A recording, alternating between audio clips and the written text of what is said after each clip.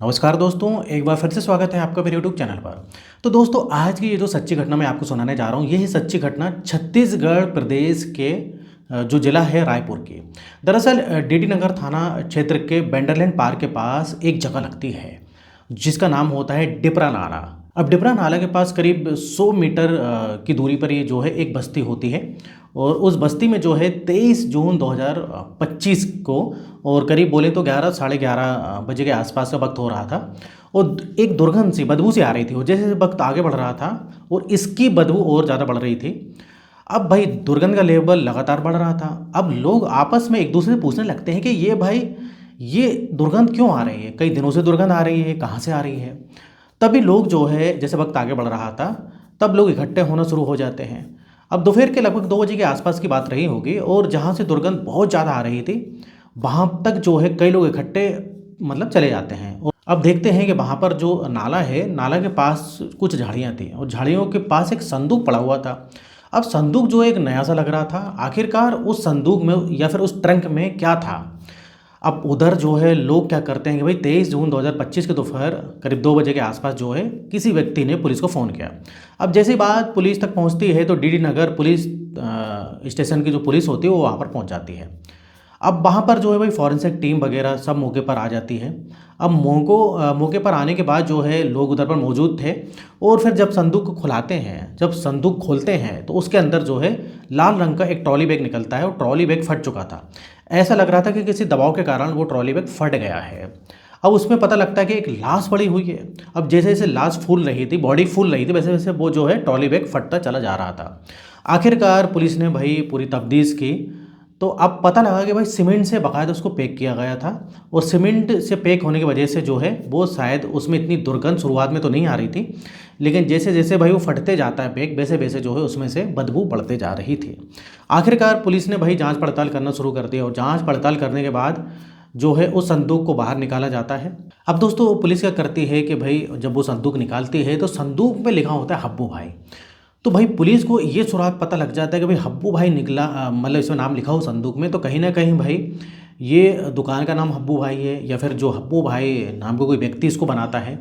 अब पुलिस इधर क्या करती है कि भाई उधर पर एक बाज़ार होता है, उस बाज़ार का नाम होता है गोल बाज़ार। उधर पर पुलिस जाती है, पुलिस की टीम जाती है तो भाई वो सबसे पहले तो देखते हैं, पूछते हैं उधर पर कि भाई संदूक कौन कौन बनाता है। तो कई सारे लोग संदूक बनाते हैं तो भाई पुलिस की टीम जो उधर पर पूछती है तो ऐसे एक दुकान, दो दुकान, तीन, चार, तो एक पांचवी दुकान पर जब पुलिस जाते हैं तो पता लगता है कि भाई ये हैं हब्बू भाई और ये भाई जो है संदूक को बनाते हैं। अब वो भाई जो हब्बू भाई की दुकान थी उसका नाम था, उस दुकान का नाम था भाई सब्बीर स्टील ट्रंक फैक्ट्री के नाम से वो दुकान थी। और वहाँ पर जो है बहुत सारे संदूक वगैरह और भी बहुत सारी चीज़ें बनाई जाती थी, मतलब एक प्रकार से थोक की दुकान थी और बहुत ही काफ़ी पुरानी दुकान थी। अब भाई पुलिस जैसे उस दुकान पर पहुंचती है तो भाई उधर जो हब्बू भाई हैं उनसे पूछते हैं कि भाई तुम्हारी दुकान से कोई नया ट्रंक किसी ने खरीदा था क्या। फिर फ़ोटो बताती है, जब पुलिस फ़ोटो बताती है तो भाई वो पहचान जाता है कि हाँ भाई ये ट्रंक मेरे यहाँ से गया था, लेकिन इस ट्रंक को जो है मैंने करीब 22 जून 2025 को दिया था। इलेक्ट्रॉनिक व्हीकल यानी कि एक स्कूटर और बैठ कर एक महिला एक पुरुष जो है दोनों आए थे और उन्होंने अपने चेहरे को कवर किया हुआ था। अब जब बात चेहरे कवर करने की बात आती है तो वहाँ के आसपास के जो सीसीटीवी कैमरे लगे हुए थे तो उससे बिल्कुल जो है कंफर्म हो जाता है कि हाँ भाई वाकई एक महिला एक पुरुष आए थे और दोनों के चेहरे जो है मतलब कवर थे। अब ये भाई कहाँ से आए थे, किधर से आए थे, अब पुलिस को जो है पता लगाना ज़रूरी था। अब पुलिस भाई इस हब्बू भाई से पूछते हैं कि भाई क्या तुम बता सकते हो उनका कोई नंबर वगैरह कुछ। तो कहते हैं कि साहब उन्होंने ऑनलाइन पेमेंट मुझको किया था, जो भी संदूक के पैसे गए थे वो ऑनलाइन गए थे। बस यहीं से पुलिस को इतना बड़ा रास्ता मिल जाता है। अब पुलिस ने भाई ये सोचा भी नहीं था कि इतना जो कत्ल हुआ है, किसका कत्ल हुआ किया नहीं तो ये तो पता चल नहीं पा रहा था, लेकिन कहीं ना कहीं अब पुलिस को एक लीड मिल गई थी, बहुत बड़ी लीड मिल गई थी। अब पुलिस ने जब पता किया कि भाई ऑनलाइन पेमेंट किसने किया तो पता लगता है कि अंकित उपाध्याय नाम का ये व्यक्ति था जिससे पेमेंट गई थी। अब भाई जब एड्रेस पुलिस वगैरह निकालती है तो पता लगता है कि कॉलोनी फेज 2 में रहते हैं और ये रायपुर का ही इलाका होता है और इंद्रप्रस्थ कॉलोनी इसका नाम होता है फेज 2। अब आखिरकार पुलिस वहाँ पर पहुँचती है, वहाँ जाने के बाद जो आसपास के लोग हैं और जो सीसीटीवी के कैमरे वगैरह जो फुटेज वगैरह थी वो इकट्ठा करने के बाद जो है पता चलता है कि यहाँ वाकई ये जो व्यक्ति हैं जो सीसीटीवी कैमरे में दिखाई दे रहा है उसका नाम अंकित है और उसकी जो पत्नी है शिवानी शर्मा। अब भाई पुलिस वहाँ पर जाती है और पता लगाती है, आसपास के लोगों से पूछती है उनके जो परिवार वाले रहते हैं उनसे पूछती है तो वो बताते हैं कि भाई ये दोनों जो दिल्ली निकल गए, उधर पर कुछ बहुत ज़रूरी काम था तो ये वहाँ पर निकल गए। अब भाई पुलिस जो है ये सूचना अपने उच्च अधिकारियों को देती है। अब भाई इधर पर जो एसएसपी वगैरह होते हैं उन्होंने तुरंत इस मामले को बड़ी गंभीरता से लिया, और गंभीरता से लेने के बाद ये पूछा गया कि भाई वो दिल्ली कैसे गए, तो पता चलता है कि वो फ्लाइट से गए हैं। अब इधर पर दोस्तों पुलिस को पता लगता है कि भाई वो दिल्ली जो है हवाई जहाज़ से गए हैं। तो पुलिस क्या करती है कि भाई पहले तो पता करती है कि भाई वो लोग तो जो है प्लेन पर जो है बैठ चुके हैं और निकल चुके हैं दिल्ली के लिए। तो पुलिस इधर की जो होती है रायपुर की, तुरंत दिल्ली एयरपोर्ट पर कांटेक्ट करती है, और उधर के जो सीआरपीएफ वगैरह होते हैं तो दिल्ली एयरपोर्ट वाले उनको कांटेक्ट करते हैं और उनको बताते हैं कि भाई ये व्यक्ति जो है ये जो एरोप्लेन से उतरेंगे उनको जाने नहीं देना है। तो भाई ऐसा करते हैं और ये पकड़ा भी जाते हैं। जैसे वो प्लेन से उतरते हैं और एयरपोर्ट पर आते हैं तो सीआरपीएफ की टीम जो है उनको पकड़ लेती है। अब भाई ये जो है अंकित उपाध्याय और उसकी जो पत्नी शिवानी शर्मा होती है उन दोनों को हिरासत में ले लिया जाता है। अब उनसे पूछताछ करना शुरू कर देते हैं क्योंकि वो प्राइम सस्पेक्टेड वही थे। अब इनको पकड़े हुए दोस्तों पुलिस को 7 घंटे का जो है टाइम हो चुका था, तो जो भी कानूनी कार्रवाई वगैरह फॉर्मेलिटीज़ करनी थी वो फॉर्मेलिटीज़ पूरी कर लेते हैं पुलिस वाले। और फॉर्मेलिटीज़ पूरे करने के बाद आखिरकार उनको 24 जून 2025 की दोपहर को लेकर ही वापस जो छत्तीसगढ़ के जो जिला रायपुर है वहाँ पर आ जाते हैं। अब पता चलता है इनके बारे में कि छत्तीसगढ़ पुलिस से कि भाई ये जो एएसआई का बेटा होता है ये आपका अंकित उपाध्याय है, जो कि पेशे से एक वकील होता है। और अब इधर पर दोस्तों पता लगता है कि अंकित जो है ज़मीन बेचने खरीदने का काम करता है, मतलब एक प्रकार से बोले तो प्रॉपर्टी डीलिंग का अंकित उपाध्याय जो काम करता था। अब भाई वो पूछते हैं कि भाई जो है तुमने ट्रक क्यों खरीदा और इसके पीछे की वजह क्या है, इसमें लाश को मतलब ये लाश किसकी है। दरअसल ये तो स्टार्टिंग में उधर की बातें करते हैं, घुमाने लगते हैं, और ये वकील जो है ये भी इसी प्रकार से कुछ बातें करता है। लेकिन पुलिस अपने तरीके से पूछताछ करती है, सख्ती से पूछताछ करती है। तो भाई उसने बताया कि ये जो लाश जो ट्रंक के अंदर थी वो जो है भाई सूटकेस में रखा हुआ था। उस सूटकेस के अंदर जो लाश थी वो किशोर जो है, किशोर नाम के व्यक्ति की होती है, इससे किशोर पैंकरा। अब इसकी उम्र जो है करीब 55 साल के आसपास की थी इस व्यक्ति की। अब पुलिस पूछती है कि भाई तुमने आखिरकार इसको मारा क्यों, क्या वजह है। दरअसल 2015 और 2016 में इन्होंने हांडीपुरा का एक जो है इनका घर होता है उस मकान का सौदा कर दिया था 50 लाख के आसपास। अब उस मकान का सौदा कर दिया था करीब 50 लाख के आसपास का। अब भाई इस मकान को खरीदने के लिए आते हैं चंद्र प्रकाश कुर्रे। चंद्र प्रकाश कुर्रे ने ये सौदा तय कर लिया था और उसने ये कहा कि भाई मैं 50 लाख जितनी जल्दी हो सके आपको मैं दे दूंगा। लेकिन इस मकान को बेचते ही जो है जो किशोर पैंकरा होता है ना, उसके मन में जो है कुछ गलत ख्याल आने लगते हैं और वो अपने ही सौदे को पलट देता है और फिर बोलता है कि भाई मैं इस मकान को बेचना नहीं चाहता हूँ।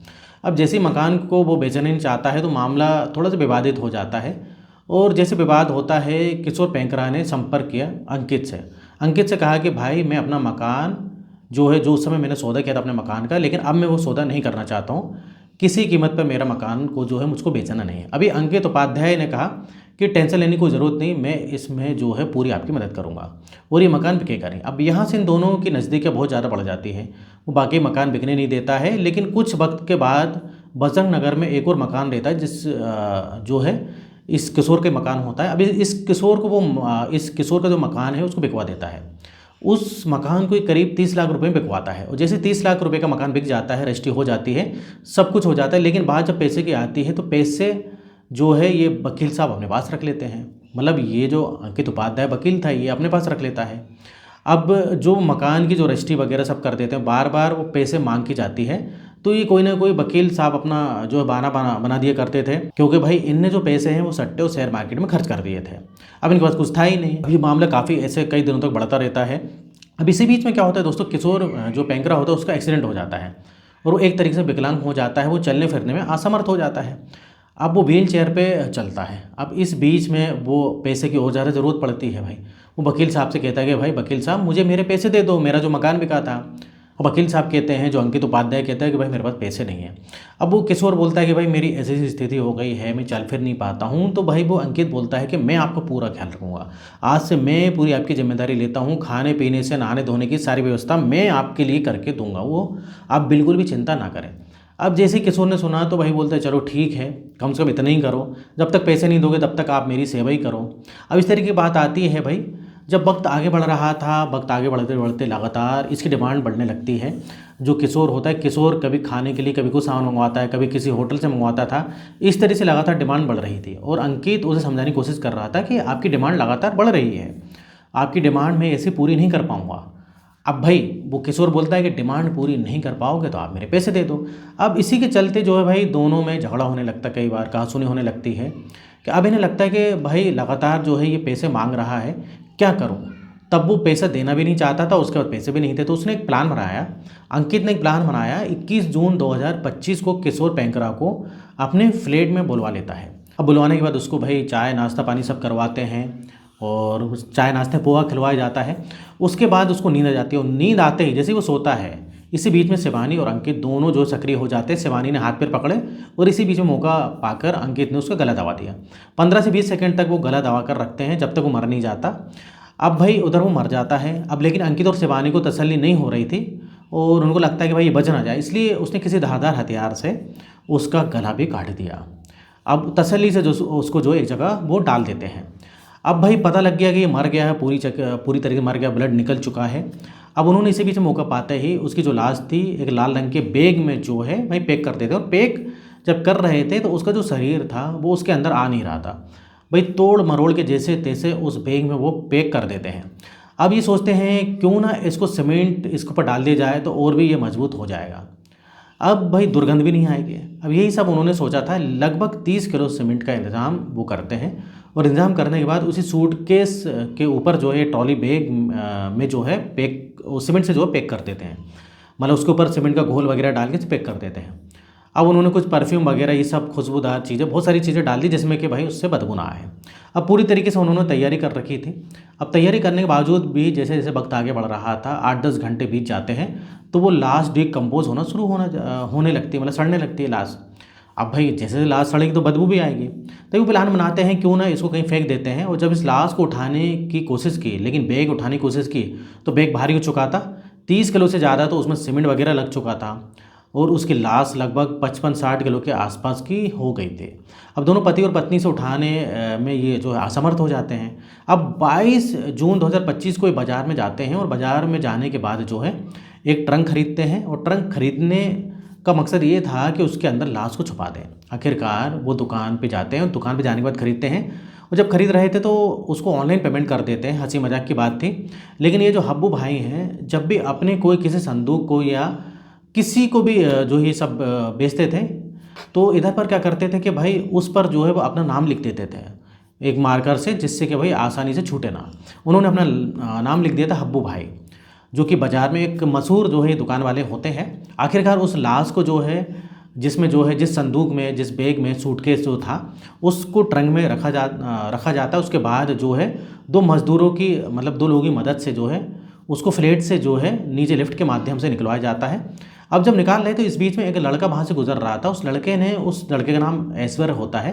ऐश्वर्य देखने के बाद उनसे पूछता है कि भाई इसमें क्या है। तो जब वो जो है पूछने वाली बात आती है तो वो लोग जवाब नहीं देते, क्योंकि जो लोग उसे उतार रहे थे ट्रंक को तो उन्होंने अपने चेहरे को पूरी तरीके से कवर कर रखा था।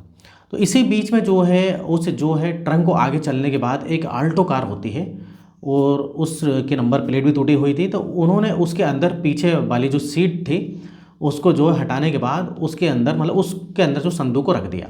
अब दोस्तों ये जो पति पत्नी होते हैं 1 से 2 किलोमीटर के आसपास एक जगह लगती है, उधर पर फेंक देते हैं। बाकी सब दोस्तों आपको पता है। तो इधर दोस्तों क्या होता है कि भाई जो वो संदूक पर हब्बू भाई नाम लिखा होता है उसे पकड़ा जाते हैं।